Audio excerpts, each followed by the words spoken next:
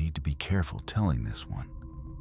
Because even now, I'm still deciding how much of it I want to put into words. Some of it I've told before. Some of it I haven't told anyone.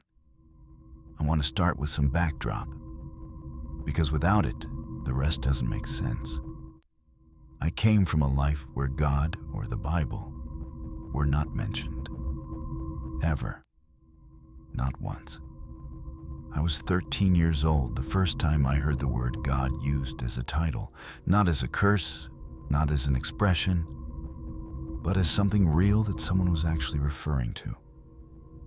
And something in me just reached toward it. I wanted to know more. I went looking. By the time I was 14, maybe 15, I had found a local church in a small town, Michigan. I'd come across this minister in children's program who invited me into the youth program. I didn't have a framework for any of it. I didn't know what a children's minister was supposed to do, what the normal rhythms of a church looked like, what was standard and what wasn't. I was walking into a world with no map. And I should say this too, because it matters. I was a teenager in an adult's body. By 14, I had already lived through things that most 60-year-olds haven't. That kind of life either makes you hard and suspicious of everyone, or it makes you determined to keep giving people the benefit of the doubt. I was the second kind. I still am, mostly. I'm working on the balance. So I listened to him, attended the services. It was fine. Better than fine, actually. The community felt warm, the people seemed genuine. And for a little while, I thought maybe this was exactly what I'd been looking for when I started searching. Then, after church one Sunday, he invited me to his home. I went. I walked in and looked around and thought, okay, this place is a mess. It wasn't kept up well at all. But he was older, and I figured he probably needed help, and that impulse in me that always wants to fix things for people kicked in immediately. I remember thinking I'd tidy up a bit while I was there. I didn't get the chance. Not long after I walked through the door, he made his move. He tried to touch parts of my body that had no business being touched by him. I felt the floor drop out from under me, not because I didn't recognize what was happening, but because I did. Because I dealt with his type before, multiple times before. And I had come here, to a church, specifically hoping to find something different.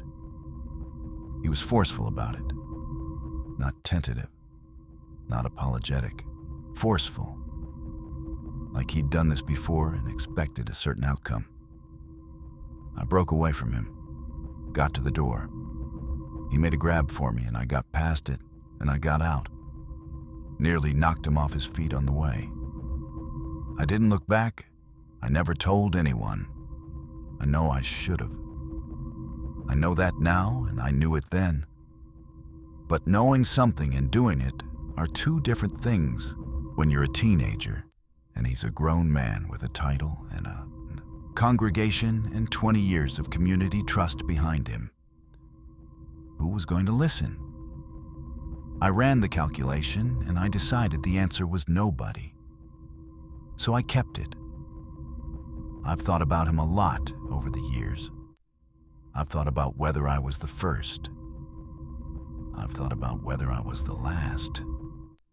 I've thought about the other kids in that program, younger than me, smaller than me, without the specific kind of survival instinct that got me to the door. I don't have answers to any of that. What I have is this. I got out. And now, finally, I'm saying it out loud. My family moved to a small town outside of Knoxville when I was 16. New school, new everything. My mom's solution to feeling displaced was always to find a church fast. She said it was the quickest way to get roots somewhere new. And looking back, she wasn't wrong about that. The Sunday we first walked into Calvary Road Fellowship, half the congregation was across the aisle shaking our hands before the service even started.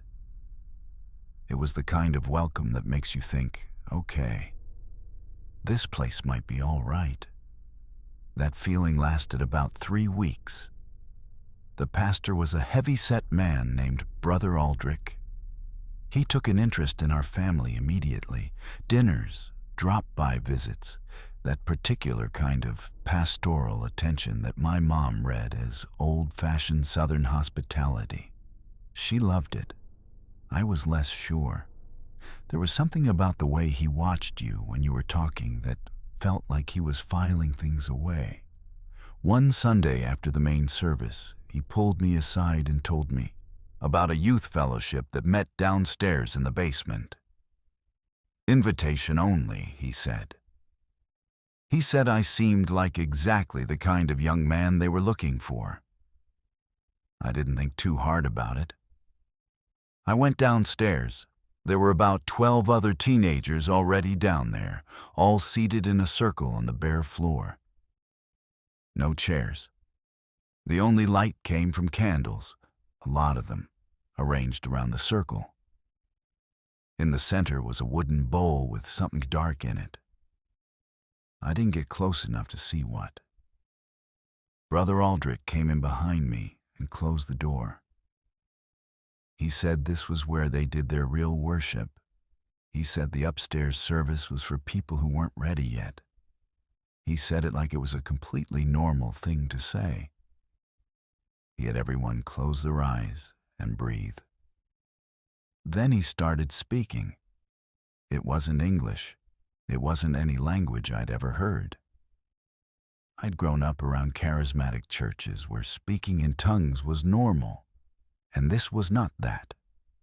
Tongues sounds like it's coming from somewhere emotional, somewhere uncontrolled. This had a structure to it, a pattern. It sounded like he was reading from something or reciting something he'd memorized. It sounded like instructions. I opened my eyes when I wasn't supposed to. Every candle had gone out. All of them at once. The room was dark enough that I could barely make out the shapes of the other kids still sitting in the circle, eyes closed. And from the far corner of the room, a sealed basement room with one door and no windows, something was breathing. Not one of the kids, not Brother Aldrich. I could place where everyone in the room was by then. This was coming from the corner. A low, steady sound, unhurried, like whatever was making it had been there a long time and had nowhere else to be. I stood up. I said I wasn't feeling well, and I needed to go upstairs. Brother Aldrich grabbed my wrist, hard. He told me sitting was disrespectful. He said it with a smile, which was somehow worse than if he'd said it with anger. I pulled my arm free and I went upstairs. I found my mom, told her I had a headache, and we left. On the way home, I told her everything. She didn't say anything for a long stretch of road. Then she said we were never going back, and she meant it. About 4 months later, another family started asking questions about the basement meetings. Brother Aldrich told them there were no basement meetings. The other families in the congregation backed him up. Every single teenager who had been in that circle with me said it never happened. Not one of them broke. I know what I heard. I've turned it over 1,000 times, and I keep coming back to the same place. I was in a sealed room. I can account for every person in it. And something in the corner was breathing that I could not see and cannot explain. To this day, I can't be in a room with candles. Not because of the dark. Because of what happened when the light went out. I don't know what Brother Aldrich was doing down there. I don't know what was in the bowl. I don't know what was in the corner. I just know that I walked up those stairs, and some of those other kids never really did. I want to start by saying I'm not someone who scares easily. I grew up in Cleveland. I've seen things. I don't rattle. Sister Vera rattled me. She was a woman in her 70s who attended the non-denominational church my aunt has gone to for years. White hair, white dress always. I never saw her in anything else. She sat in the same pew every Sunday without exception. Front left end seat, closest to the aisle. She never sang with the hymns. She never spoke to anyone before or after the service. She just sat there and watched.